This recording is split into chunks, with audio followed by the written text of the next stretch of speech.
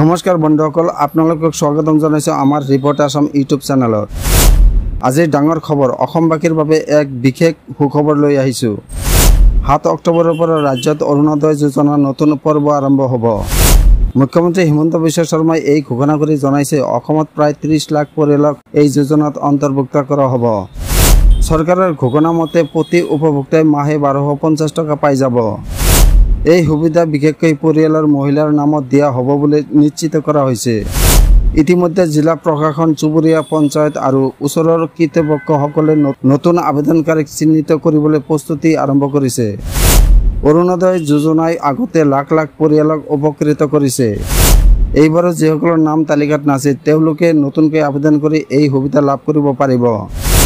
৭ অক্টোবৰ তাৰিখে ৰাজ্যৰ বিভিন্ন জিলা আৰু মহকুমাত একেলগে লঞ্চ অনুষ্ঠান অনুষ্ঠিত হ'ব বুলি চৰকাৰে সদৰি কৰিছে। এই খবৰ জনসাধাৰণৰ বাবে এক বৃহৎ সুখবৰ, কাৰণ বৰ্তমান মূল্য বৃদ্ধি আৰু দৈনন্দিন খৰচৰ সময়ত এই টকাৰ সহায় বহু পৰিয়ালৰ বাবে অতি জৰুৰীভাৱে সহায়ক হ'ব।